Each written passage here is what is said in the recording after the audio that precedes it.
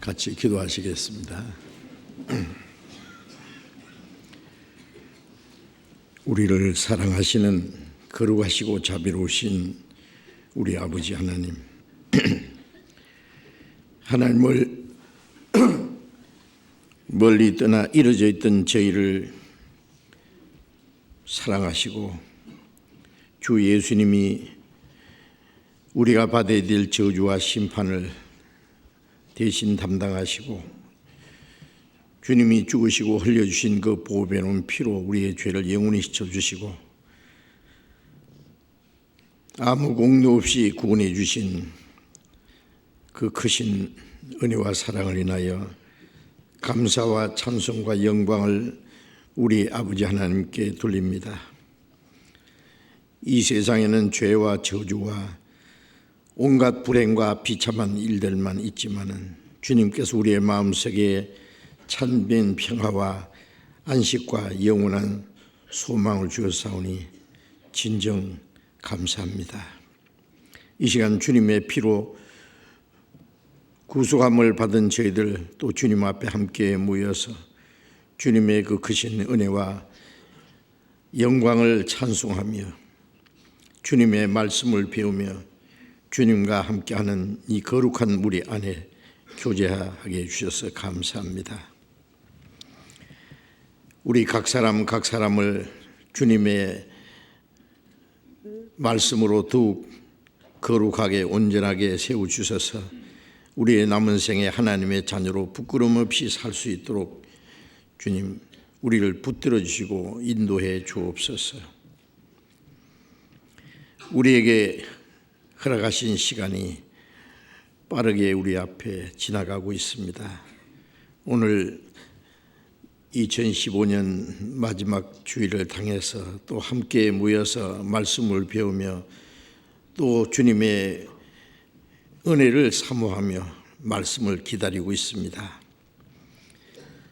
금년 한 해도 주님 우리를 지켜주시고 도와주시고 인도해 주신 주님, 우리가 부족하고 어리석고 연약할지라도 변함없는 사랑으로 우리를 사랑하시며 자비로운 손길로 우리를 붙들어 세우신 주님, 이제 다가오는 새해 더욱 주님 영광을 위해서 하나님의 뜻을 좇아서 주님이 우리에게 하라고 맡기신 거룩한 역사를 위해서 더욱 온전하게 살아갈 수 있도록 우리를 주님 말씀으로 새롭게 또 거룩하게 세워주시기를 간절히 기도합니다.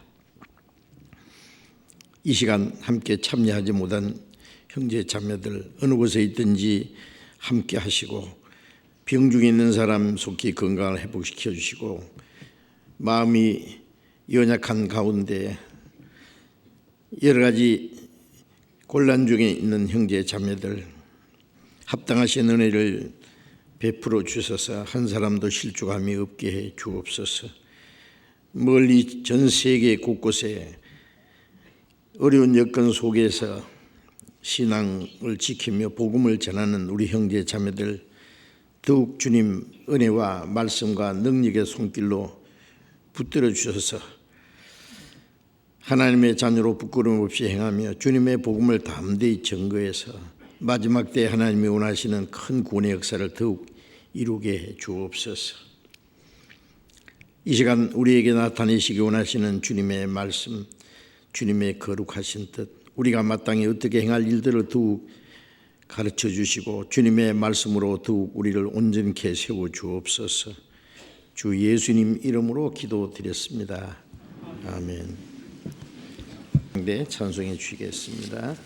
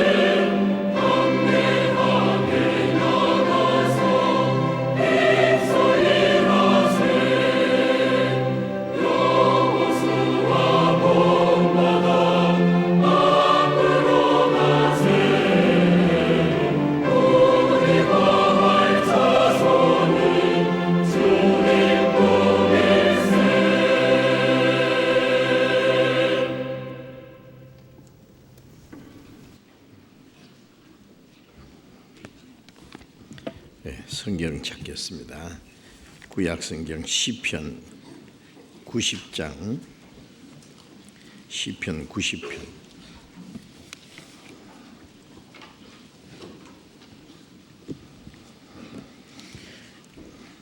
시편 90편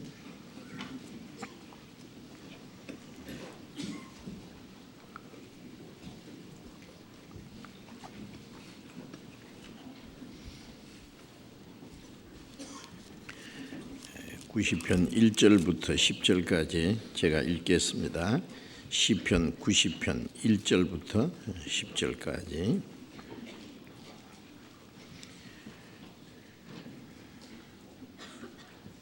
주여, 주는 대대에 우리의 거처가 되셨나이다. 땅이 생기기 전, 산이 생기기 전, 땅과 세계도 주께서 조성하시기 전, 곧 영원부터 영원까지 주는 하나님이시니이다. 주께서 사람을 티끌로 돌아가게 하시고 말씀하시기를 너희 인생들은 돌아가라 하셨사오니 주의 목전에는 천년이 지나간 어제 같으며 밤의 한 경점 같을 뿐이니이다. 주께서 저희를 홍수처럼 썰어 가시나이다. 저희는 잠깐 자는 것 같으며 아침에 돋는 풀 같으니이다. 풀은 아침에 꽃이 피어 자라다가 저녁에는 뱀바 되어 마르나이다. 우리는 주의 노에 소멸되며 주의 분내심에 놀라나이다. 주께서 우리의 죄악을 주의 앞에 놓으시며 우리의 은밀한 죄를 주의 얼굴빛 가운데 두셨사오니 우리의 모든 날이 주의 분노 중에 지나가며 우리의 평생이 일시간에 다하였나이다. 우리의 연수가 70이요 강건하면 80이라도 그 연수의 자랑은 수고와 슬픔뿐이요 신속히 가니 우리가 날아가나이다. 12절은 같이 읽겠습니다. 우리에게 우리의 날 계수함을 가르치사 지혜의 마음을 얻게 하소서. 2015년이 시작된 지가 얼마 안 된 것 같은데 벌써 1년이 지났습니다. 오늘이 금년 마지막 주일이 됐는데 이제 며칠 후에는 또 2016년 새해가 시작되겠죠. 우리 앞에 시간이 빠르게 지나가는 동시에 또 우리가 세상에서 살 수 있는 날도 빠르게 단축되고 있습니다.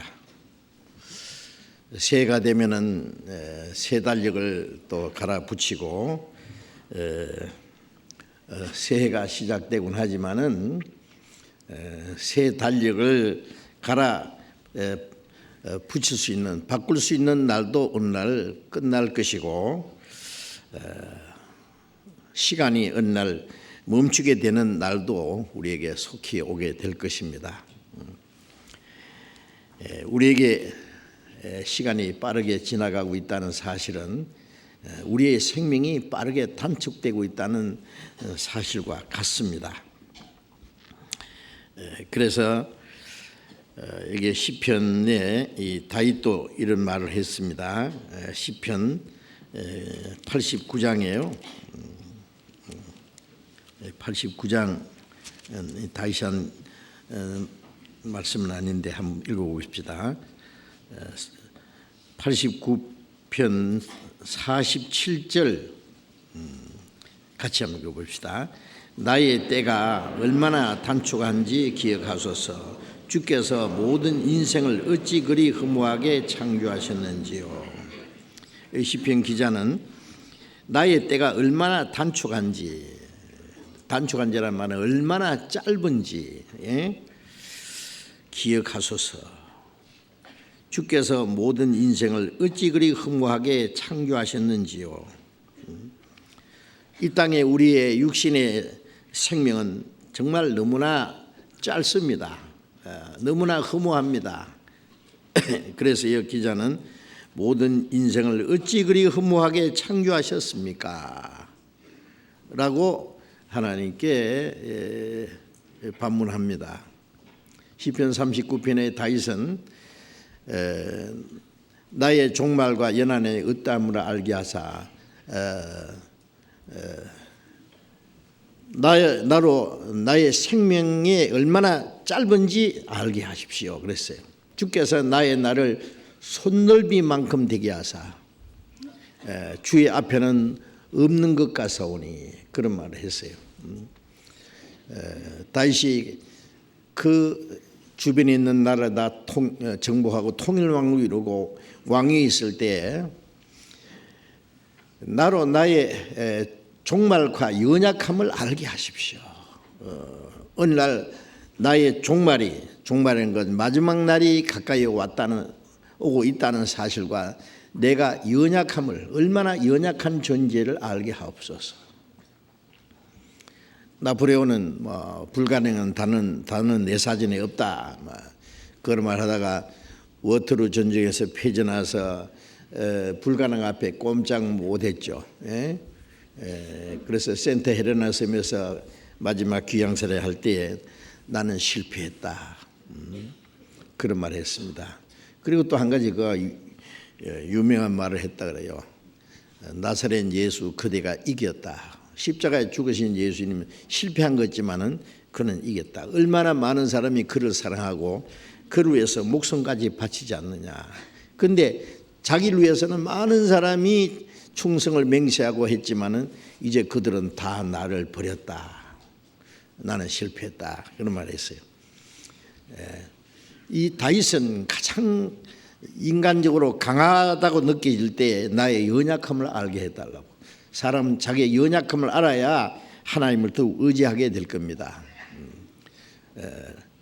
주께서 나의 날을 손넓이만큼 되겠다. 우리의 평생이 손넓이만하다 말이에요. 손바닥 위에 개미 갖다 놓으면 금방 떨어지겠죠. 사람마다 든든히 선 때도 진실로 허사뿐이니이다. 그렇게 말했습니다.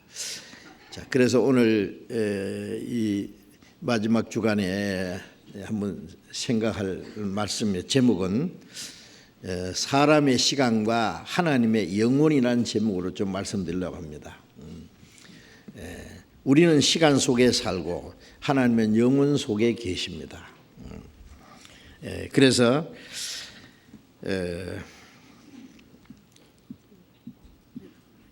여기 시편에 기록된 대로 우리의 생명은 얼마나 짧은지 모른다 그 말이에요.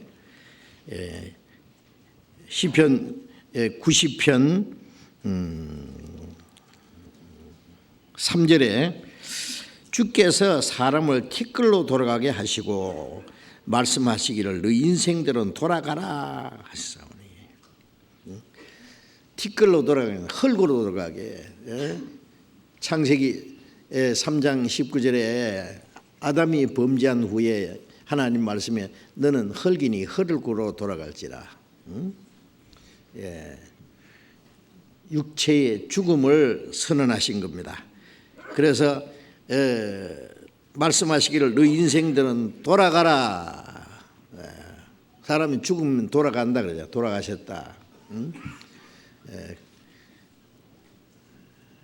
전도서 12장 7절에 보면 흙은 여전히 땅으로 돌아가고 원래 육신은 흙으로 지으셨기 때문에 흙으로 돌아가라 그래요. 그러나 하나님이 주신 그 신은 그 영혼은 주신 하나님께로 돌아갑니다. 그랬죠. 하여튼 돌아갑니다. 너희 인생들은 돌아가라 하사오니. 또 5절에 보면은 주께서 저희를 홍수처럼 쓸어가시나이다. 여기 지금 이 시편 90편은 모세가 기록했다는 말씀인데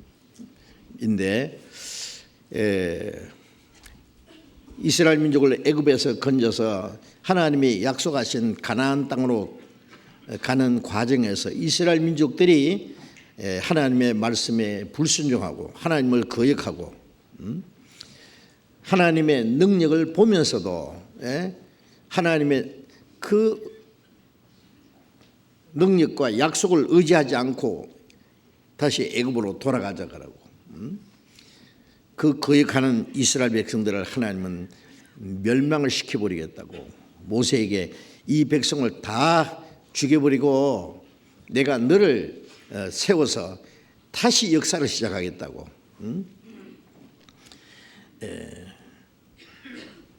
노아 홍수 때 물로 세상을 싹 썰어버리듯이 또 한 번 썰어버리시겠다고. 그런데 모세가 하나님 앞에 간절히 기도했습니다. 하나님이 이 백성을 다 멸망시켜버리면은 주변에 있는 많은 민족들이 말하기를 여호와라는 신이 그 백성을 애굽에서 인도했는데 가나안 땅에 끌어들일 능력이 없어서 중간에 다 죽였다고 할 테니 하나님의 거룩한 이름을 위해서 이 백성을 용서해 주십시오. 하나님께 간절히 기도했고 하나님은 그 기도를 들으심으로 이스라엘 민족을 용서를 하셨습니다. 그러나 하나님 말씀을 거역하는 그 백성을 광야에 40년 동안 끌고 다니시면서 1세대 즉 애굽에서 나와서 애굽을 돌아볼 수 있는 그 세대 사람은 다 죽여버렸다 해요. 20세 이상으로 나온 사람들은 다 죽고 그리고 광야에서 새로 태어난 사람들과 어린 아이들만 가나안 땅에 들어갔다고 말씀했습니다. 그래서 여기에 죄로 말미암아 하나님이 인간에게 죽음을 선언하신 하나님, 이스라엘 백성들이 죄로 말미암아 하나님이 진노하시고 그들을 벌하신 하나님에 대해서 여기에 말씀하신 겁니다. 주께서 저희를 홍수처럼 썰어가시나이다. 홍수로 썰어버리듯이 하나님이 이스라엘 민족을 진노하셨다고 해요. 저희는 잠깐 자는 자 같으며 아침에 돋는 풀 같은 이이다. 잠깐 자는 자, 자다가 뭐예요? 꿈꾸지요. 인생 일생 일장춘몽이라는 말처럼 한바탕 꿈처럼 잠깐 자는 자 같습니다. 일생이 말이죠. 아침에 돋는 풀 같은 이다. 아침에 피었다가 꽃도 피고 그리고 저녁에는 싹 베어버려서 없애버리는 것처럼 아침에 돋는 풀 같은 이다. 풀은 아침에 꽃이 피어 자라다가 저녁에는 뱀바 되어 마르나이다. 인생 일생이 풀 같고 그 영광한 풀의 꽃과 같다. 풀은 마르고 꽃은 떨어진다는 말씀과 같은 내용입니다. 7절 말씀에 우리는 주의 노에 소멸되며 주의 분내심에 놀라나이다. 하나님은 죄를 대해서 노하신 분이죠. 하나님은 자비하시고 사랑이 많으신 분이시지만은 또 죄에 대해서는 진노하시고 형벌하시는 분이기 때문에 주의 노에 소멸되며 주의 분내심에 놀라나이다. 우리가 이스라엘 역사 속에 보면은 그들이 죄를 지으면은 하나님이 진노하시고 형벌하시는 그것을 볼 수 있습니다.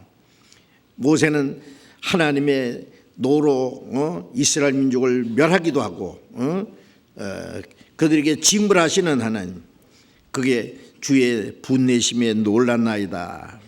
8절 주께서 우리의 죄악을 주의 앞에 놓으시며 우리의 은밀한 죄를 주의 얼굴빛 가운데 두셨나이다. 하나님은 죄를 묵인하지 않는 분입니다. 눈 감지 않는 분입니다. 우리의 죄악을 주님 앞에 놓으시며 우리의 은밀한 죄를 주의 얼굴빛 가운데 두셨나이다.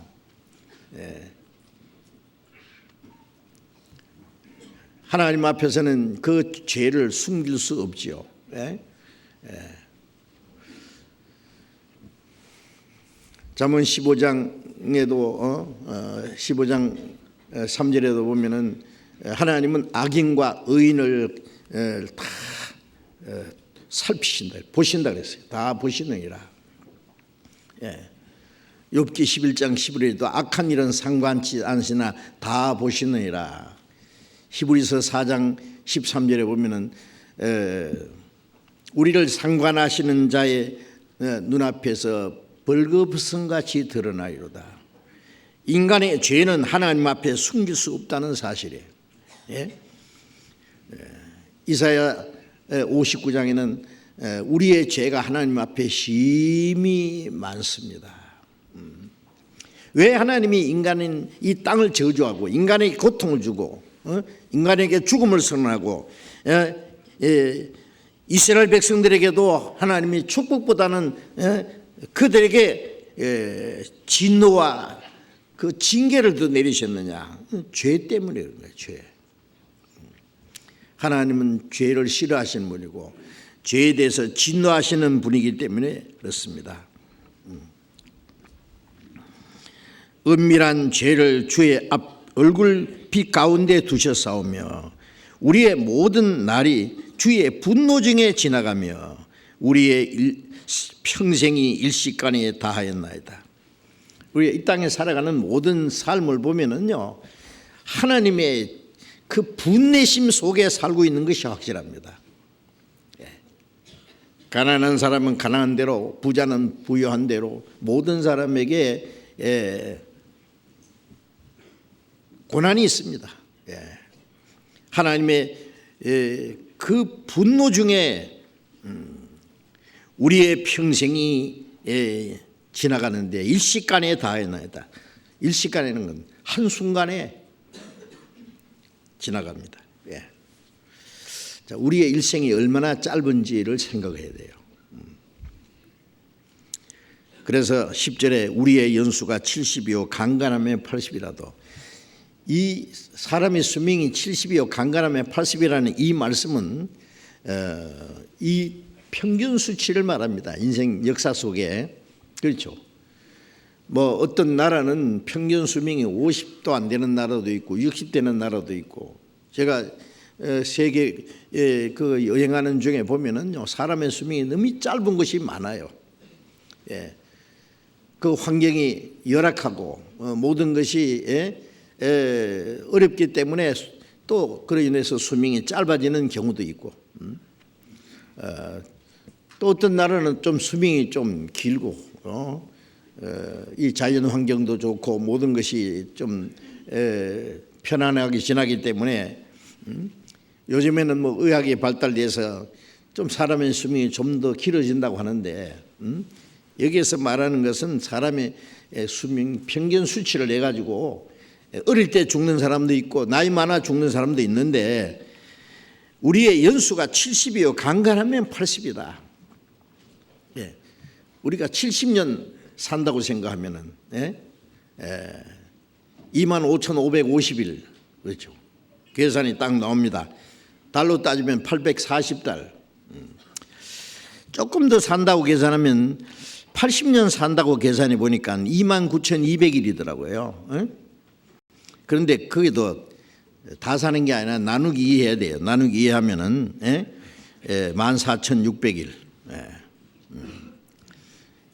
70년은 25,500일에 50에 나누기 2 하면은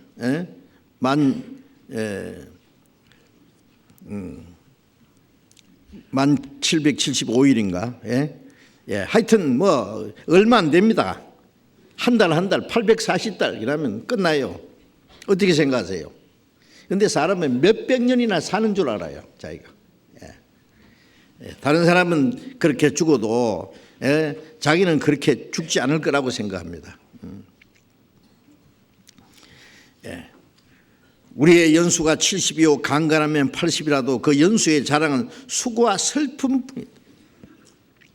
그 7, 80년 사는 게 수고와 슬픔뿐이다.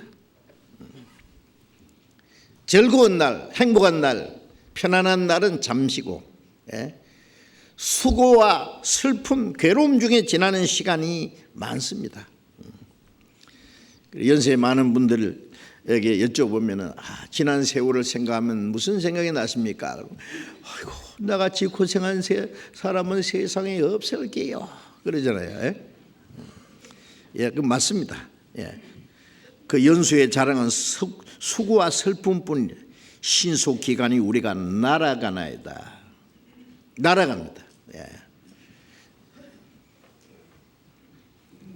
어머니 못해서 태어난 때부터 시작해서 무덤에 들어갈 때까지 날아가요. 못해서 나서 수고와 슬픔 중에 살다가 그 다음에 경각간에 죽음으로 갑니다.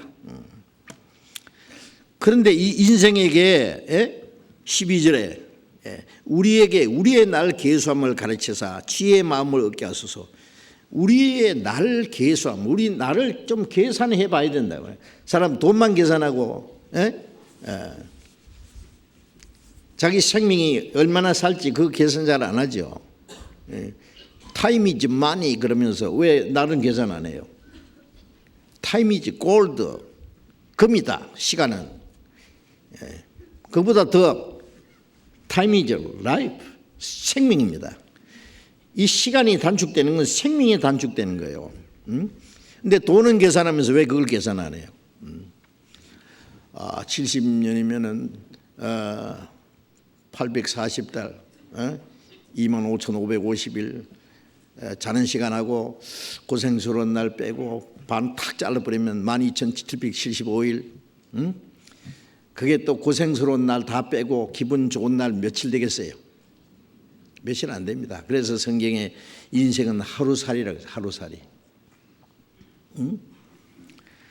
자, 그런데 그 날짜 계산해 가지고 무슨 지혜가 생기느냐? 인생이 얼마나 짧은 것을 알아야 하나님께서 전도서 3장 11절에 영혼을 사모하는 마음을 주셨다 그랬잖아요. 영혼을 사모하는 마음이 있는데 그것을 눈에 보이는 현실적인 것으로 그걸 묻어두고 무시하고 사는 거예요. 인생이 얼마나 허무하고 짧다는 것을 알아야만 영원한 하나님의 은혜를 사모할 거예요. 지혜의 마음을 얻게 하소서. 지혜가 뭡니까? 영원하신 하나님의 은혜를 사모하고 하나님께 죄를 회개하고 하나님께 돌아가는 것이 지혜겠죠. 그렇지 않겠어요? 그래서 여기 시편 90편 내용은 인간의 그 얼마나 짧은지, 인생이 얼마나 허무한지, 그 죄로 말미암아 하나님의 진노와 분노 중에 지나간 것을 얘기하면서 그러나 그것으로 끝나는 게 아니다.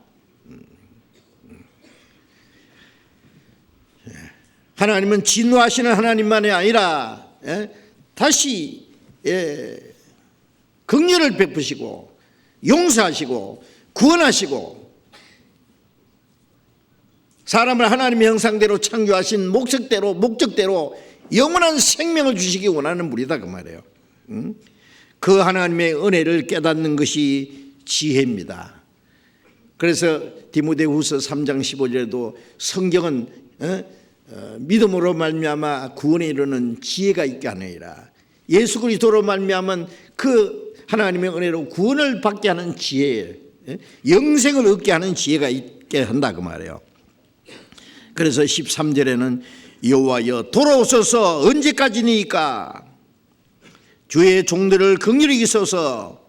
여호와여 돌아오소서. 사람을 흙으로 돌아가게 하신 하나님, 진노하신 하나님, 그것으로 끝내시지 말고 하나님이 사람에게 돌아오소서 그 말이에요. 진노를 돌이키십시오. 다시 은혜를 베푸십시오 그 말이죠. 돌아오셔서 언제까지 하나님이 진노하시겠습니까? 주의 종들을 긍휼히 여기소서. 14절에 아침에 주의 인자로 우리를 만족케 하사 우리 평생에 즐겁고 기쁘게 하소서. 어둠의 밤이 지나고 아침이 오듯이 하나님의 진노와 심판이 밤이 지나고 아침에 주의 인자로 우리를 만족해 하십시오. 주님의 인자하심은 하나님의 은혜죠. 긍휼에 풍성하신 하나님의 그 사랑으로 하나님의 은혜를 베풀어서 우리를 만족해 하십시오. 하나님의 분노와 그 노하심 속에서 저주받은 땅에서 고통 중에 사는 인간에게 무엇이 위로가 되고 만족이 되겠어요? 하나님의 은혜입니다. 하나님의 사랑입니다. 그래서 주님의 인자로 우리를 만족해 하시고 우리 평생에 즐겁고 기쁘게 하소서. 우리가 하나님의 은혜로 구원을 받았을 때 그보다 더 크고 기쁜 일이 어디 있겠어요? 여기에 인간의 허무함과 짧은 것, 하나님의 죄로 말미암아 하나님의 진노와 형벌이 있다는 걸 얘기하면서 하나님이 긍휼히 여기소서. 하나님 인간에게 다시 돌아오십시오. 인자를 베푸십시오. 우리 영혼을 만족해 하십시오. 우리 평생에 즐겁고 우리를 기쁘게 하십시오 라고 지금 기도하고 있습니다. 자, 여기서 하나님의 진노와 그 노염 속에서 이 땅에 우리의 인생이 살아가는 모습도 우리가 생각하고 하나님의 그 베푸시는 은혜가 무엇인지를 우리를 좀 생각해 봐야 되겠습니다. 그래서 다윗이 말한 대로 우리의 인생이 하나님 앞에는 없는 것 같습니다. 평생이 손넓이만큼 되게 했습니다. 우리의 인생이 얼마나 짧은지도 좀 생각해야 되겠어요. 그래서 욥기 7장 6절에는 나의 날이 배틀의 북보다 빨라서 소망이 없이 지내는구나. 배틀, 옛날에도 이 배틀이 있었던 것 같아요. 지금부터 약 3,500년 전에 이 욥기가 기록될 때 배틀이 말이에요. 배를 찰칵 짜잖아요. 그럼 배틀의 북이 왔다 갔다 하지 않아요. 그 북에 실을 넣어가지고 그래서 배가 짜지잖아요. 나의 일생이 배틀의 북봐도 나의 날이 배틀의 북보다 빨라서 소망이 없이 보내는구나. 무엇 때문에 사는지도 모르게 쫓기듯이 바쁘게 살아갑니다. 이사야 38장 12절에 보면은 주께서 나를 틀에서 끊으시리니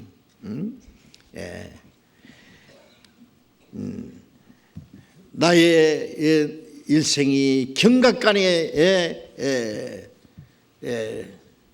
없어지리로다. 배를 탁탁탁탁 자르다가 배틀을 탁 세우고는 칼로 쫙 잘라가지고 똘똘 말아가 갑니다. 어느 날 갑자기 우리의 이 일생 배틀에서 하나님이 우리를 탁 잘라서 가져가십니다. 뭘 짰는지 모르지만은 일생이 어떻게 살았는지 거기에 대해서 하나님이 심판하시겠죠. 그리고 야고보서 4장 14절에는 너희 생명이 무엇이냐? 너희는 잠깐 보이다 없이는 안개니라 그러셨죠. 우리의 일생이 잠깐 보이다 없이는 안개와 같다 그 말이야. 안개. 안개가 좌우 끼었다가 바람에 날아가 버리는 것처럼 잠언 27장 1절에는 너희는 내일을 자랑하지 마라. 하루 동안에 무슨 일이 일어날지 너희가 알 수 없음이니라. 사람들은 내일을 생각하고 장래를 계획하고 자랑합니다. 그러나 내일 일을 자랑하지 마라. 하루 동안에 무슨 일이 일어날지 알 수 없습니다. 잠깐 후의 일도 알지 못하는 거예요. 무슨 일이 일어날지 그러잖아요. 인생이 얼마나 연약한 존재라는 것도 좀 알아야 되는데 누가복음 12장 20절에는 열의 썰물을 쌓아놓고 평안히 먹고 마시고 즐거워하자고 하는 이 부자에게 하나님 말씀에 이 어리석은 자여 오늘 밤에 네 영혼을 도로 찾으리니 그러면 네 예비한 것이 누구시 되겠느냐? 지식을 쌓아놨던 권력을 쌓아놨던 재물을 쌓아놨던 하나님이 영혼을 찾아가실 텐데 그러면 그게 누구 것이 되겠느냐? 사람은 세상에 태어나서 한 번뿐인 인생 너무나 짧고 허무하다는 사실을 생각해야 됩니다. 그리고 분명한 것은 모든 사람은 멀잖아 반드시 죽는다는 사실입니다. 날마다 시간마다 죽음이라는 건 우리에게 다가오고 있습니다. 그래서 어떤 사람 말하기를 I'm dying. 나는 지금 죽어가고 있다. 지금 모든 사람은 죽어가고 있는 거예요. 제가 며칠 전에요. 어떤 목사님이 제 휴대폰에다가 뭘 하나 보내줬어요. 스티브 잡스. 그 사람 죽기 전에 병석에서 쓴 글이에요. 그 사람. 그거 보신 분들이 많이 계실 거예요. 그 스티브 잡스는요, 1955년에 태어나서 2011년에 죽었어요. 그러니까 56세에 죽었어요. 돈 엄청이 번 사람입니다. 아시죠? 애플 그 개발해 가지고 세계적으로 온 세계를 깜짝 놀라게 한 사람. 돈 막 엄청나게 번 사람입니다. 그런데 췌장암에 걸려 가지고 그 죽어가는 그 가운데 이 사람이 말한 거 있어요. 그걸 제가 잠깐 말씀드리겠습니다. 죽음을 앞에 두고 그가 한 말이 뭐냐면은 나는 주변에 있는 많은 사람들의 갈채와 박수를 받으면서 부를 얻고 살았다 그랬어요. 막대한 부를 누리고 살았습니다. 그런데 지금 임박한 죽음 앞에서 그 모든 것이 무슨 의미가 있겠느냐? 그 모든 의미는 다 상실되고 말았다 그랬어요. 이제야 내가 깨달은 것이 있는데 그랬어요. 사람이 굶지 않고 평생에 살 수 있는 부만 가졌다면은 그 이상 돈 벌 생각하지 말고 그보다 더 돈 버는 일과 상관없는 다른 일에 관심을 가져야 된다. 돈 버는 일보다 더 뭔가 중요한 일이 있다 그렇게 말했어요. 그건 뭔지 잘 모르는 것 같아요. 그래도 하여튼 굶지 않을 정도로만 저 부를 가지고 있다면은 그 이상 돈 벌려고 하지 말고 돈 버는 일보다 더 뭔가 더 중요한 일을 해야 될 거다. 우리는 알고 있잖아요. 그렇죠? 이 사람은 뭘 느끼고 있긴 있는데 그에 대한 확실한 답은 없어요. 그래서 돈 버는 일과 상관없는 다른 일에 관심을 가져야 된다는 사실이다 그랬어요. 만일 쉬지 않고 돈 버는 일에만 몰두하다 보면은 그 결과적으로 삐뚤어진 인간이 될 것이다. 삐뚤어진 인간. 돈 버는 일에만 열중한다면 그랬어요. 하나님은 우리가 사랑을 느낄 수 있는 감성을 우리의 마음속에 넣어주셨다. 하나님이 얘기를 했어요. 이 사람이. 하나님은 우리의 마음에 사랑을 느낄 수 있는 감성을, 하나님의 사랑을 느껴야 되는데 그런 감성을 주었다, 영혼에 그 사모하는 마음을 주었다는 걸 알았는데 그것이 뭔지는 답을 얻지 못한 사람이에요. 그러니까 문제는 어느 정도 알았어요. 이 사람이 답이 없어요. 하나님과의 관계, 영혼의 문제, 죽음 건너편의 영원한 생명에 대해서는 아마 그 사람에 대해서 아무도 전해주는 사람이 없었는 것 같습니다. 그게 참 불행이지요.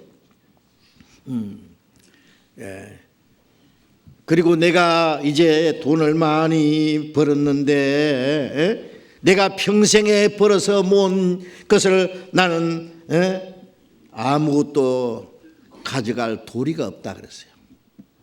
돈 버는 거 제가 가지고 가겠어요? 아무것도 가져가지 못하죠. 그리고 내가 사람을 돈으로 운전사를 세워놓고 운전하게 할 수도 있고, 사람을 시켜서 또 돈을 더 벌게 할 수도 있다. 그러나 내가 이 아픈 것은 아무도 대신해 줄 수 없다. 물론 죽는 것도 대신해 줄 사람도 아무도 없습니다. 이제 병원에서 그 건강을 체크하면서 점점 그 나빠지는 수치를 보면서 그 기계 소리가 자기에게 죽음의 사자가 점점 가까이 오는 소리로 들렸다 그랬어요. 그리고 가장 비싼 침대가 뭐겠느냐? 병상이다 그랬어요. 병상. 죽어가면서도 엄청난 돈을 사용하는데 그것이 사람을 살릴 수 있겠느냐 그 말이에요.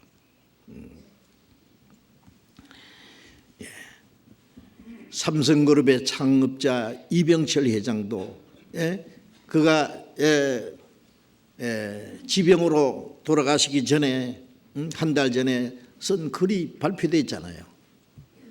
하나님이 정말 계실까? 영혼이 있을까?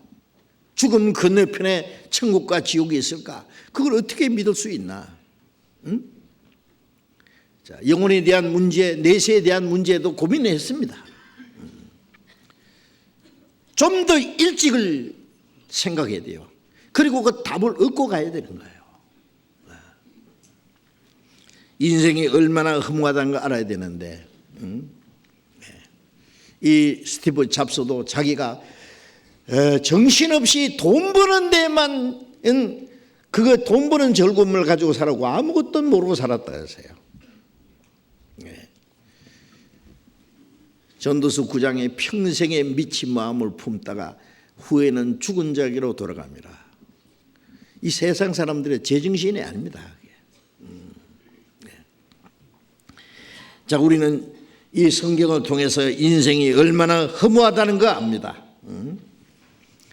그리고 우리의 생명이 갑자기 끝나간다는 것도 압니다. 누구든지 반드시 죽는다는 사실입니다. 그런데 또 한 가지 문제는 죽음으로 모든 것은 끝나는 것이 아니다 그 말이에요. 죽음으로 모든 것이 끝나는 것이 아니라 죽음 건너편에 또 다음에 문제가 있습니다. 욥기 19장 26절에 나의 이 가죽 이것이 썩은 후에 내가 육체 밖에서 하나님 보리라. 죽으면 우리 육체가 흙으로 돌아가겠죠. 영혼은 육체 밖에 나가서 하나님을 만나야 됩니다. 아모스 4장 12절에 너희는 하나님 만나기를 예비하라. 하나님 만나를 준비를 해야 되는 거죠. 히브리서 9장 27절에는 한 번 죽는 것은 사람에게 정하신 것이요 그 후에는 심판이 있으리니. 죽음으로 모든 게 끝나는 게 아니라 우리에게는 죽음 건너편에 영원한 또 곳이 있습니다.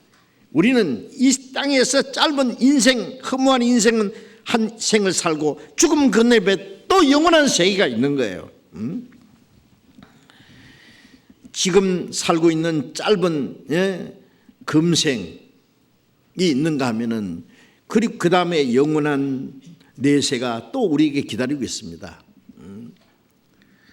고린도전서 15장 19절에 바울 사도가 말하기를 우리가 바라는 것이 금생뿐이면 모든 사랑 가운데 우리가 더욱 불쌍한 자니라.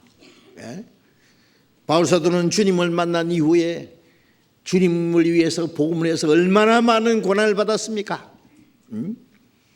헐벗고 굶주리고 자지 못하고 먹지 못하고 춥고 떨고 매를 수없이 맞고 옥에 여러 번 갇히고 여러 번 죽을 뻔하고 마지막 로마에서 전도하다가 목이 잘려 죽었습니다.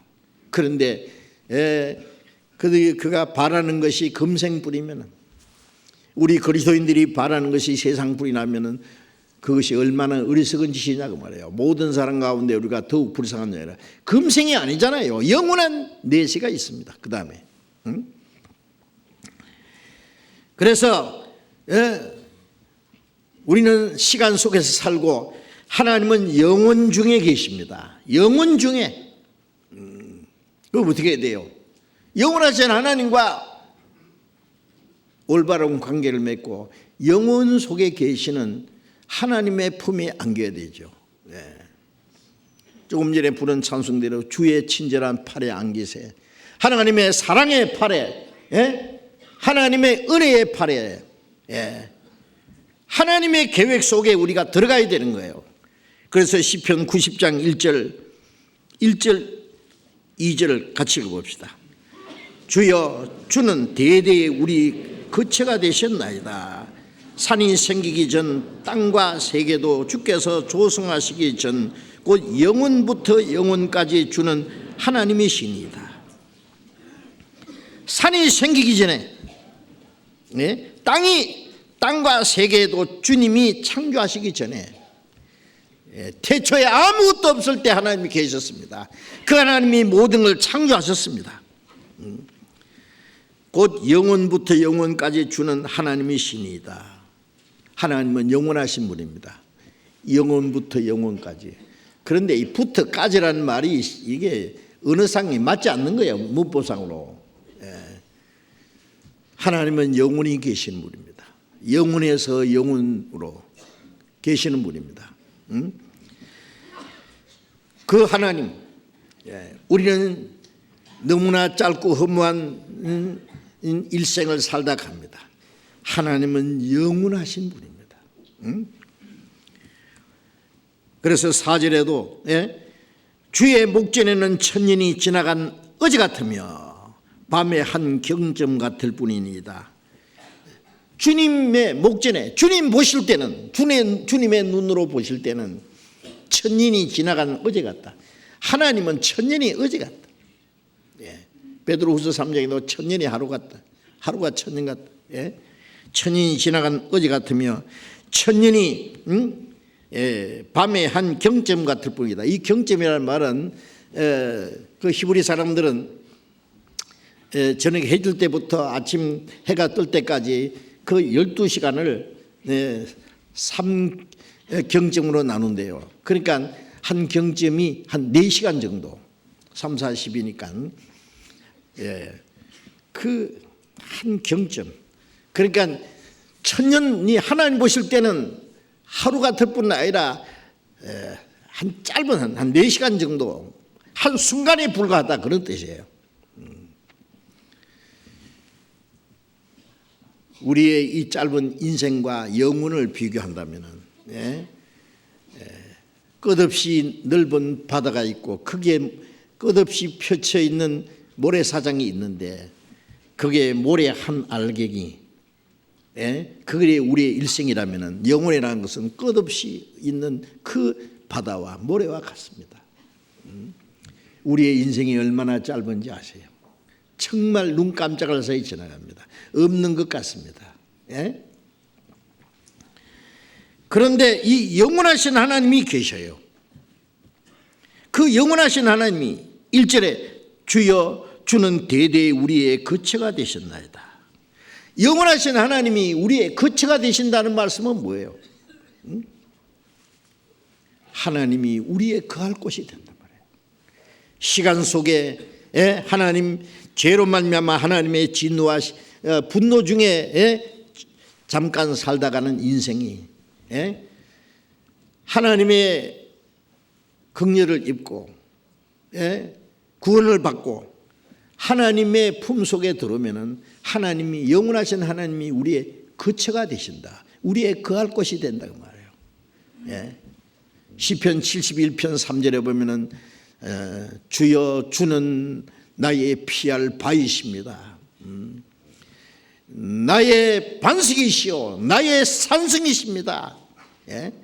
이 세상에 어떤 환난과 고난이 있어도 주님은 우리의 피할 바위가 되시고 우리가 주님을 우리가 의지할 반석이시고 우리가 영원히 거할 산성이 되셨습니다. 하나님이 우리의 거처가 되신다면 영원하신 하나님이 우리의 거처가 되신다고 말해요. 우리의 거처가 되셨나이다. 하나님이 사람을 하나님의 형상대로 창조하셨다고 창세기 1장 27절에 왜 사람을 하나님이 자기 형상대로 창조했을까요? 하나님의 나라에 데려가서 하나님과 함께 영원히 살게 하기 위해서입니다. 사람이 하나님처럼 되기 위해서 시간 속에 사는 사람이 영원한 하나님 나라에 들어가기 위해서 그래서 하나님의 형상대로 창조하셨다고 말해요. 예수님이 죽으시기 전날 밤에 제자들에게 예수님이 세상을 떠나실 거라고 얘기했습니다. 제자들은 마음이 근심이 가득했습니다. 요한복음 14장 1절에 너희는 마음에 근심하지 마라. 하나님을 믿으니 또 나를 믿어라. 내 아버지 집에 거할 곳이 많도다. 그렇지 않았으면 내가 너희에게 일렀으리라.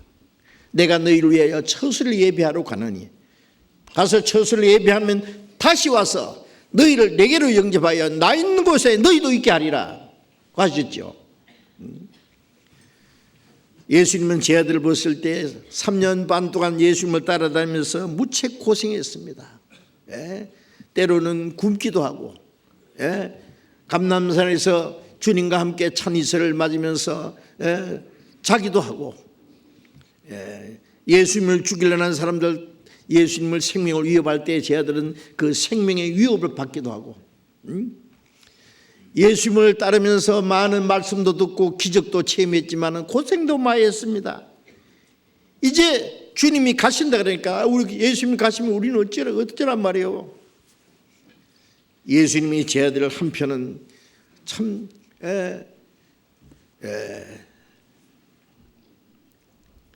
너무나 불쌍하게라는 마음도 드셨을 거예요. 그런데 주님이 그들을 위로하는 말씀은 뭐예요? 마음에 근심하지 마라. 하나님을 믿으니 또 나를 믿다. 내 아버지 집에 거할 곳이 많다. 내 아버지 집에 하나님의 나라에 거할 곳이 많다. 그렇지 않았으면 내가 너희에게 일렀을 거야. 거할 집이 없었을 거라고 내가 너희에게 말했을 것이고 거할 곳이 없었으면 너희가 나를 따르라고 하지도 않을 것이다. 거할 곳이 없었으면 내가 너희에게 고생스러운 날도 있지 않게 했을 것이다. 더 이상 너희에게 고난을 주지도 않았을 것이다. 그러나 내 아버지의 집에 거할 곳이 많도다. 내가 너희를 위하여 처소를 예비하러 가노니 예수님이 십자가 죽으시고 부활하심으로 하나님과 인간 사이에 막혔던 죄의 담을 흘려버리고 동시에 하나님 나라에 영원히 가서 살 수 있는 것을 다 준비해놓고 다시 와서 너희를 내게로 영접하여 나 있는 곳에 너희도 있게 하리라. 예수님 십자가 죽으시고 부활하시고 성령으로 오셔서 제대로 함께 계시는 동시에 주님이 직접 다시 오실 때 우리를 또 영원한 나라로 데려가실 거예요.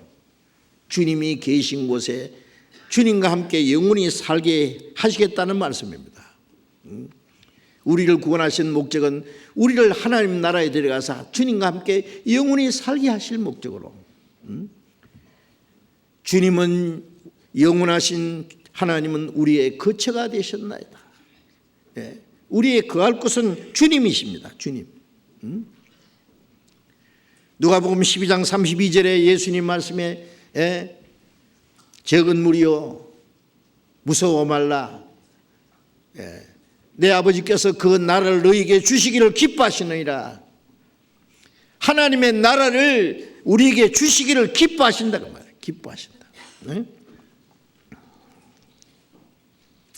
마태복음 25장 34절에 오랜 뵙는 자에게 말하기를 내 아버지께 복받은 자들이여 창세로부터 너희를 위해서 예비된 나라를 상속받으라.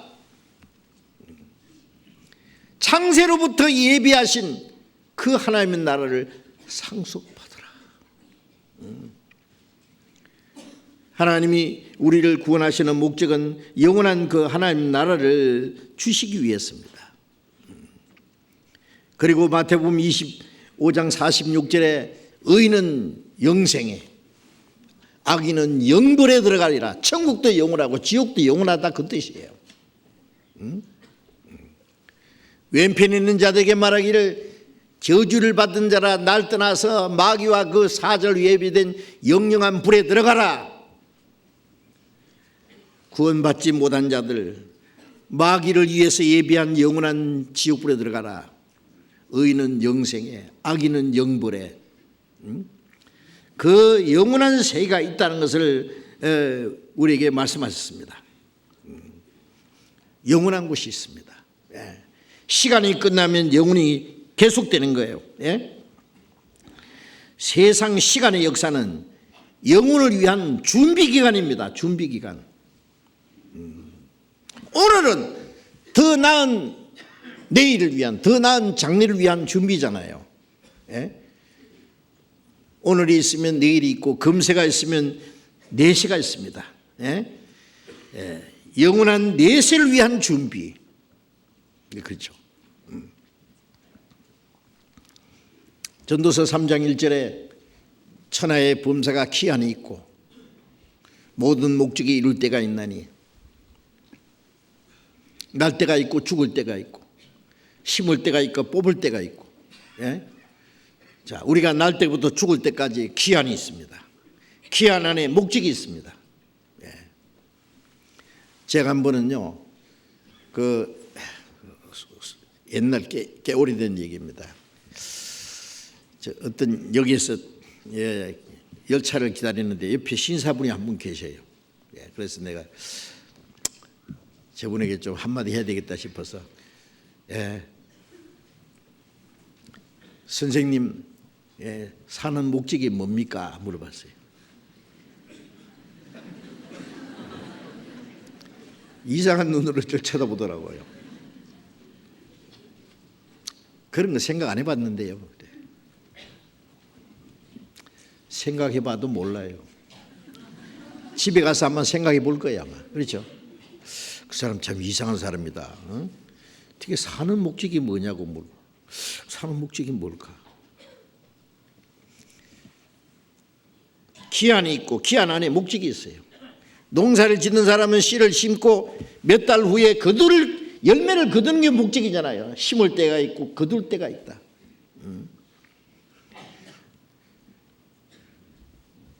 하나님의 역사를 시작하시고 역사를 끝낼 때가 있습니다. 그 기한 안에 목적이 있습니다. 기한 안에 하나님은 기한을 정하셨습니다.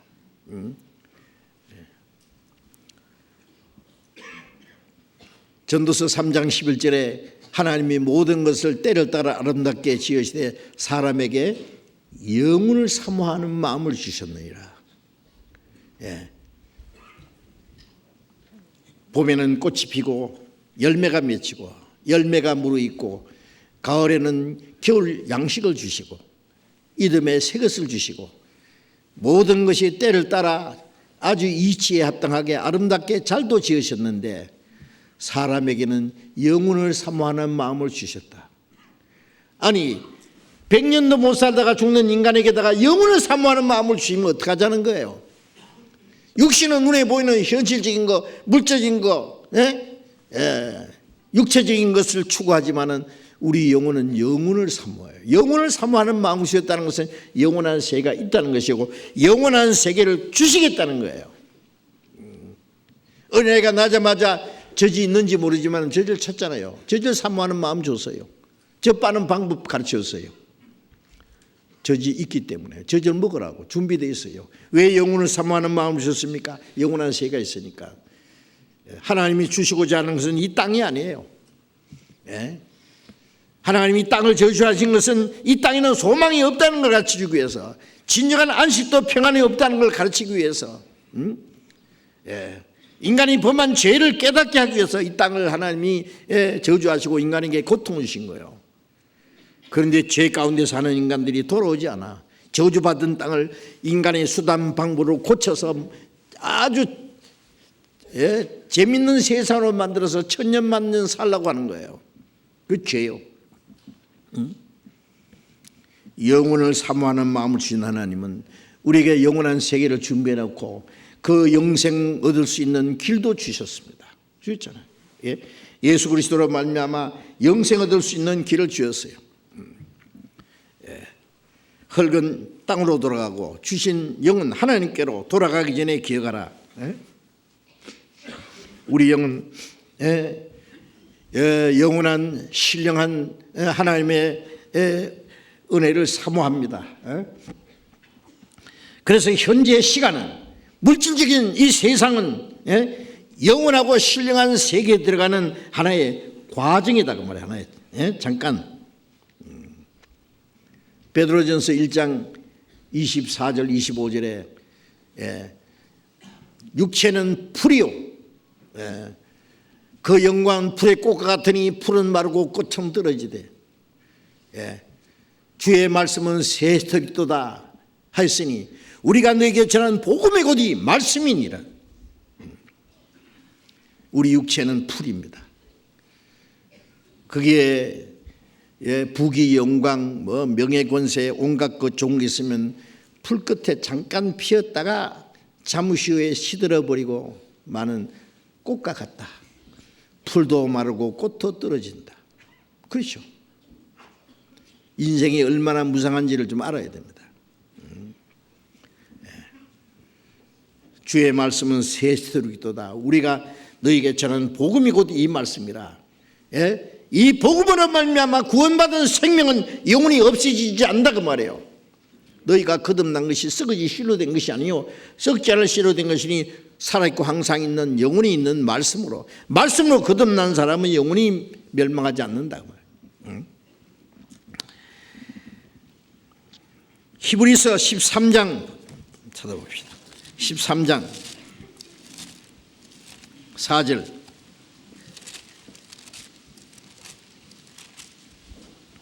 (13장 14절) 13장 14절 같이 읽어봅시다. 우리가 여기는 영구한 도성이 없고 오직 장차 올 것을 찾나니. 우리가 여기는 영구한 도성이 없고 우리가 이 땅에서는 영원히 있을 곳이 없습니다. 영원한 도성은 없습니다. 장차 올 것을 찾는다. 하나님이 우리를 위해서 예비하신 장차 올 것을 찾습니다. 사모합니다. 히브리서 11장 그 앞에 11장 13절부터 제가 읽겠습니다. 13절부터 16절까지를 읽겠습니다. 이 사람들은 다 믿음을 따라 죽었으며 약속을 받지 못하였으되 그것들을 멀리서 보고 환영하며 또 땅에서는 외국인과 나그네로라 증거하였으니 이같이 말하는 자들은 본향 찾는 것을 나타냅니다. 저희가 나온 바 본향을 생각했다면 돌아갈 기회가 있었으리니와 저희가 이제는 더 나은 본향을 사모하니 곧 하늘에 있는 것이라. 그러므로 하나님이 저희 하나님이라 일컬음 받으심을 부끄러워 아니하시고 저희를 위하여 한 성을 예비하셨느니라. 구약시대에 믿음을 따라 살아간 믿음의 선진들, 아브라함과 이삭과 야곱 그리고 앞서간 성도들, 그들은 다 믿음을 따라 죽었다. 하나님의 약속을 믿고 살다가 죽었다. 그것들을 멀리서 바라보고 환영했다. 그 약속이 뭐예요? 영원한 하나님 나라를 그들에게 그걸 약속했고 그것을 멀리서 바라보고 환영하며 또 땅에서는 외국인과 나그네로라 증거했으니. 외국인은 본국이 있어요. 우리가 구원받고 나면은 우리가 사는 이 땅은 외국인입니다. 왜?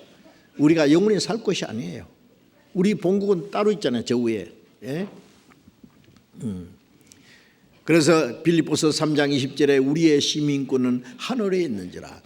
우리가 살 곳은, 우리가 영원히 살 곳은, 우리의 본국은 하나님의 나라입니다. 이 땅에는 외국인과 나그네,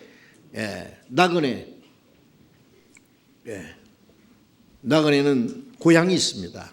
우리가 기다리는 고향은 우리가 태어난 고향이 아니에요.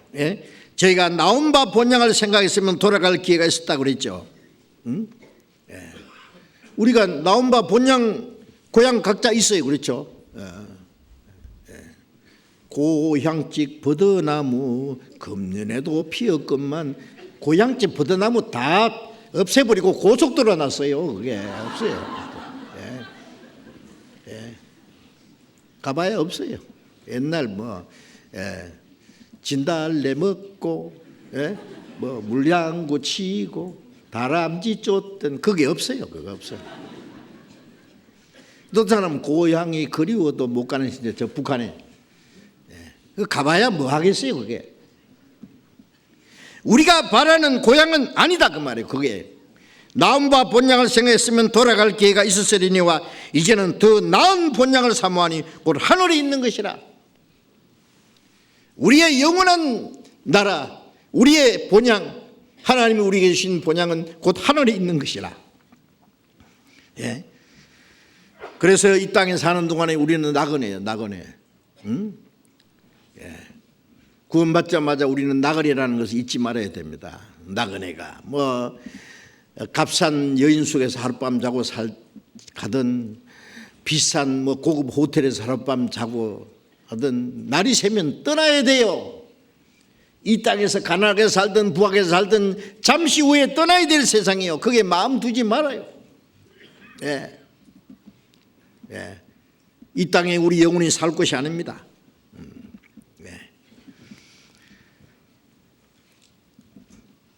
저희가 이제는 더 나은 본향을 사모하니 곧 하늘에 있는 것이라. 그러므로 하나님이 저희 하나님이라 일컬음 받으심을 부끄러워 아니하시고 저희를 위하여 한 성을 예배하셨느니라. 영원한 성, 새 하늘과 새 땅, 영광스러운 그 나라를 우리를 위해서 준비해 놓으셨어요. 고린도전서 2장 9절에 보면은 하나님이 자기를 사랑하는 자들 위하여 예비하신 모든 것은 눈으로 보지 못하고 귀로 듣지 못하고 마음으로 생각지 못하였다 함과 같으니라. 하나님이 자기를 사랑하는 자들, 구원받은 하나님의 자녀들을 위해서 예비하신 모든 것은 이 세상에 아무도 보지 못하고 듣지도 못하고 생각지도 못한, 이 세상에 아무리 좋은 것도 천국을 묘사할 수는 없을 거예요. 설명할 수는 없습니다. 제가 그 세계 곳곳에 여행하면서 아주 아름다운 경치도 봤어요. 우리나라도 아름다운 것도 있지만은 세계 곳곳에 가면 너무 아름다운 것들이 많아요. 다 보고, 이야, 어떤 사람은 입 딱 벌려. 야, 이렇게 아름다울 수가. 어떤 사람 넋이 빠져가지고 안 갈라 그래요. 또 보고 또 보고 또 뒤돌아보고 또 보고. 정말 너무너무 아름다워. 제가 느낀 것이 뭐냐면은, 야, 죄로 말미암아 저주받은 세상도 이렇게 아름다운데 천국은 얼마나 아름다울까. 좀 아름다운 세상을 좀 하나님이 보여주셔야 천국의 아름다움을 조금은 설명할 수 있을 거 아니에요. 그렇죠? 천국의 온갖 홍보석, 녹보석, 비치옥, 무슨 보석, 이 세상에 보석이 아무것도 없으면 보석거리 봐야 보석이 뭐야? 보석이 있잖아요. 그 천국의 아름다움은 이 세상의 무엇과 비교할 수 없어요. 눈으로 보지도 못하고 귀로 듣지도 못하고 마음으로 생각지 못했다. 천국에 가고 싶지 않아요? 세상에 좀 오래 살고 싶어요? 바울 사도는요 빨리 주님 앞에 가려고 그렇게 몇 번이나 얘기했어요. 이 세상의 고난이 끝날 때, 이 세상의 수고가 끝날 때 영원한 안식과 영원한 영광, 주님과 함께 그 수많은 거룩한 성도들과 함께 천사들과 함께 하나님의 은혜와 영광을 노래하면서 살 수 있는 영원한 천국, 우리에게 그 소망을 주셨잖아요. 그렇죠? 사모해야 됩니다.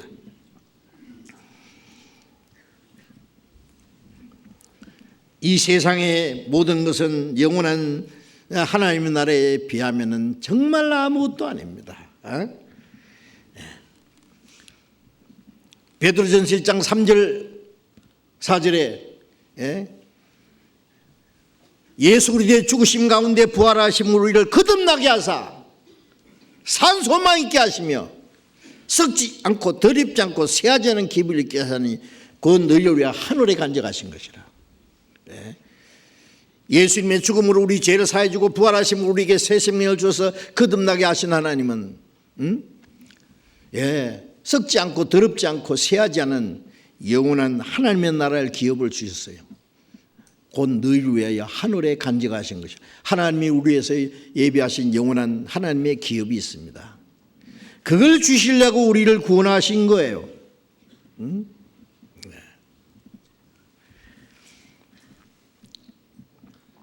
하나님이 우리를 구원하신 목적은 결코 이 땅에 썩어지고 불타버리고 없어질 것을 주시기 위함이 아니라 영원하고 영광스러운 그 하나님의 기업을 주시기 위한 거예요.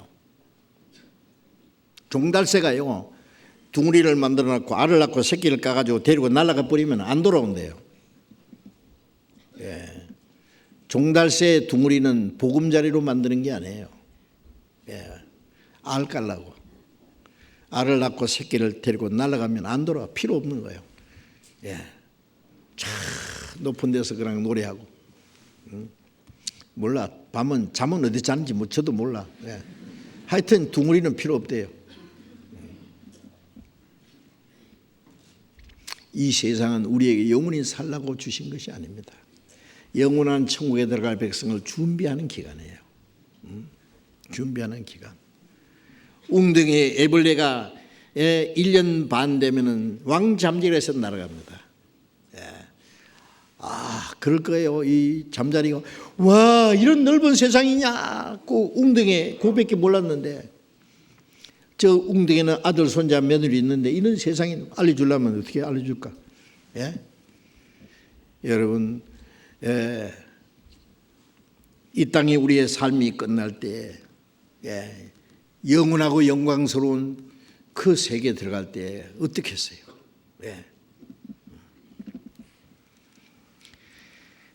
이 세상의 몇십 년은 영원한 세계에 들어가기 위한 하나의 준비 과정입니다. 하나님이 지구를 만들고 사람을 만드신 목적은 영원한 하나님의 나라에 들어갈 백성을 준비하기 위해서요. 그래서 마태복음 24장 14절에 이 천국 복음이 모든 민족에게 전거되어 온 세상에 전파되리니 그제야 끝이 오리라. 그제야 끝이 오리라. 천국에 들어갈 백성, 복음이 전해지는 동안에 백성이 다 준비되면 그럼 세상 끝나는 거예요. 지금 복음이 예루살렘에서 시작된 복음이 2000여 년 지난 이후에 우리는 동쪽 끝이에요. 온 세상에 다 전해졌어요. 오늘이라도 끝나도 하나님의 역사는 다 완성될 겁니다.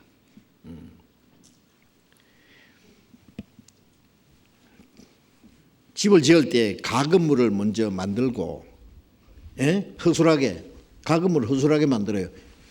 본 건물 다 짓고 나면은 가건물을 헐어버려요. 본 건물을 지을 때까지 그게 뭐 준비하고 무슨 계획 세우고 뭐 그러기 위해서 이제 가건물을 사용하고 가건물 다 지어주면 본 건물 다 지어주면 가건물 철가듯이요. 이 세상은 가건물이에요. 영원히 살 것이 아니에요. 그러니까 불안전해요. 우리 육신도 하나님이 불안전하게 만들었어요. 어떤 사람 노래 부르는데 인생은 미완성 뭐 그런 노래 있죠. 뭐 그리다만 그림 뭐 부르다만 노래 뭐 어쩌는데 미완성입니다. 전부 우리 자신도 미완성이고 세상도 미완성이에요. 완전한 게 아니에요. 완전한 세상은 따로 있어요. 영원한 세상. 거기에 들어가기 위한 준비예요. 사도행전 17장 26절에 하나님이 모든 인류의 모든 족속을 한 혈통으로 만드사 온 땅에 거하게 하시고 저의 연대를 정하시며 연대를 정했어요. 연대를. 하나님이 아담 안에서 모든 인류를 이 땅에 살게 하시고 저희의 연대를 하나님이 정해놓은 연대가 차면은 끝나는 거예요. 요한일서 2장 17절에 이 세상도 그 정욕도 지나가되 오직 하나님의 뜻을 행하는 자는 영원히 거하느니라. 하나님의 뜻을 행하는 자는 영원히 거하느니라. 미국의 유명한 전주자 D.L. 무디의 묘비에 그 글이 새겨져 있대요. 이 세상도 정욕도 다 지나가되 오직 하나님의 뜻을 행하는 자는 영원히 거하느니라. 하나님의 뜻이 무엇일까요? 하나님의 뜻은 구원받는 거, 영원한 천국에 들어가는 백성이 준비되는 게 하나님의 뜻이잖아요. 로마서 8장을 잠깐 봅시다. 로마서 8장. 로마서 8장 24절.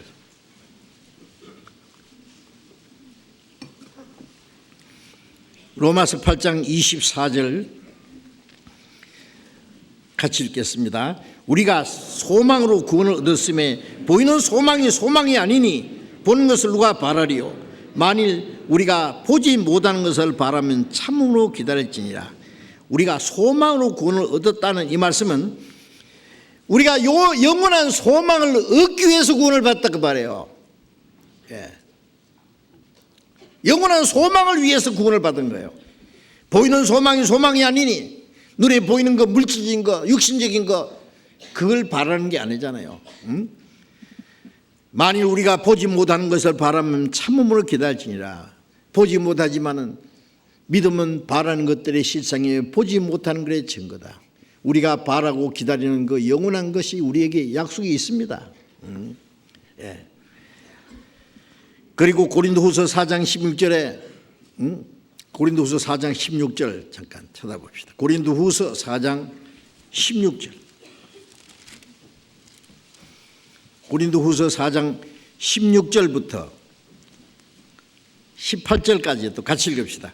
그러므로 우리가 낙심하지 아니하노니 그 사람은 후패하나 우리의 속은 날로 새롭도다.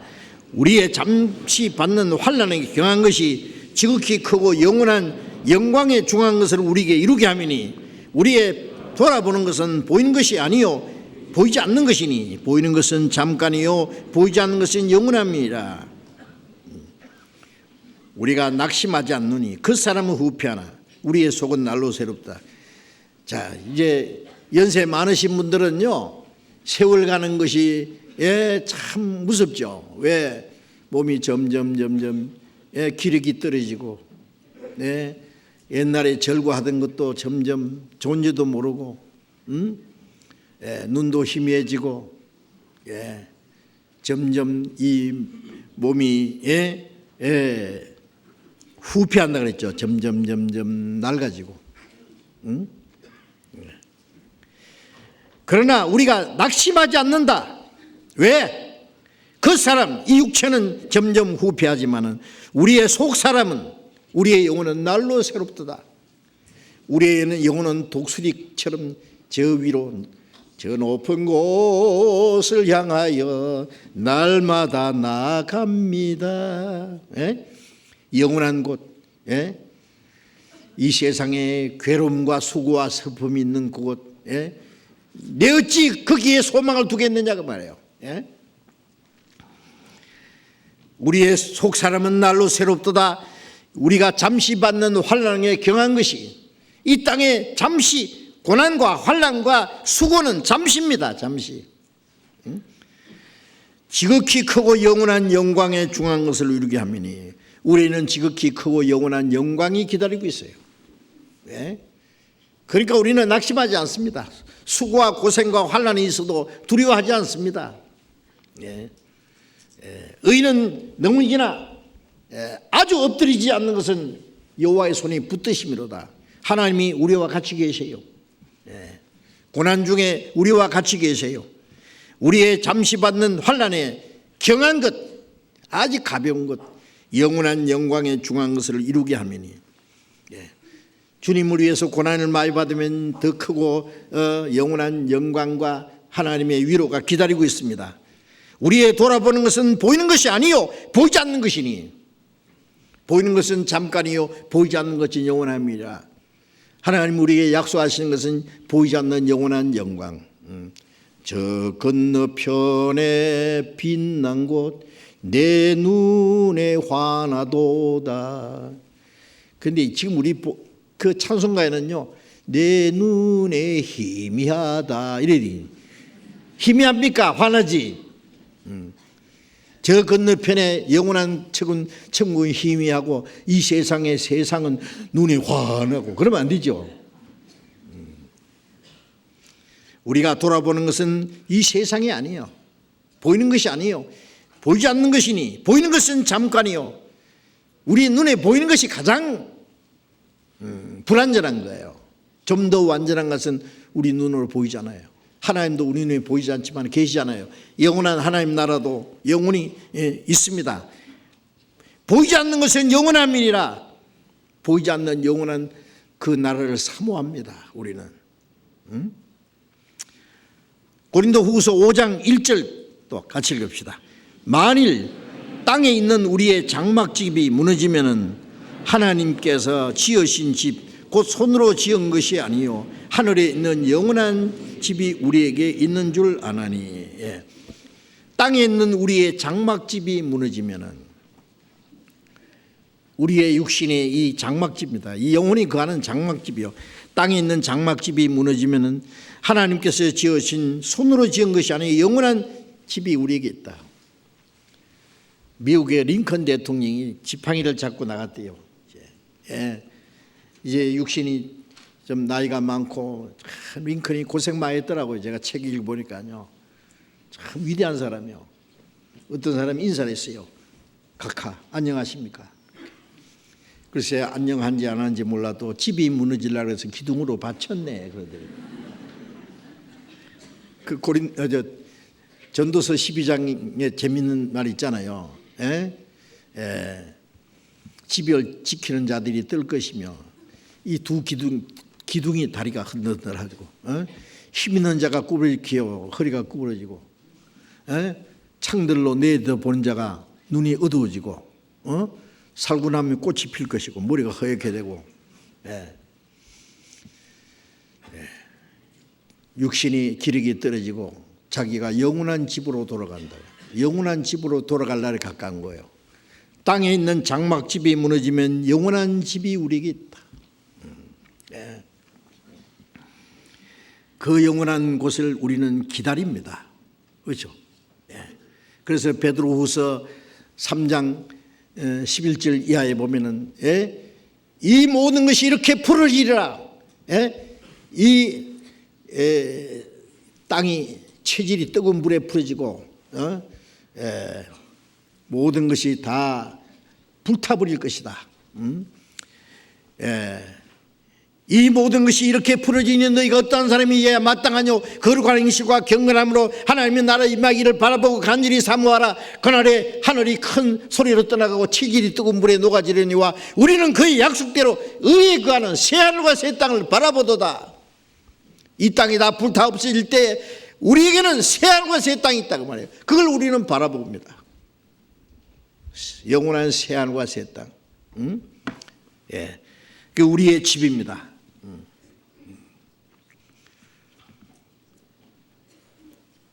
요한계시록 21장 1절에 내가 새하늘과 새 땅을 보니 처음 하늘과 처음 땅이 없었고 바다도 다시 있지 않더라. 지금 우리가 살고 있는 처음 하늘과 처음 땅이 없어집니다. 바다도 없어집니다.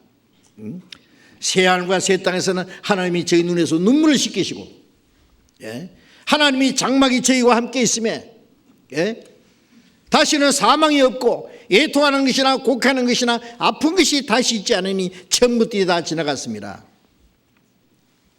천국에는 눈물이 없습니다. 사망이 없고 죽는 것, 늙고 병들고 죽는 거 없습니다. 간사한 사기꾼도 없고 잔인한 독자자도 없고, 하나님의 장막이 저희와 함께 가시리니, 하나님의 장막이, 하나님은 대대 우리의 거처가 되셨나이다. 하나님의 장막이, 하나님의 장막 속에, 영원한 장막 속에 우리가 살게 된다는 말이에요. 그 요한계시록 21장 1절 이하에 불과 한 3절 안에 하나님이 함께 계신다는 것이 3번이나 거듭 나옵니다. 하나님이 저희와 함께 가시리니, 하나님의 장막에 함께 하신다. 하나님이 저희와 함께 계셔서 계속 나오죠. 저 눈에서 눈물을 씻기시고, 저 세상에서 참 고생 많이 했다. 우리의 눈에 눈물을 닦아주시고,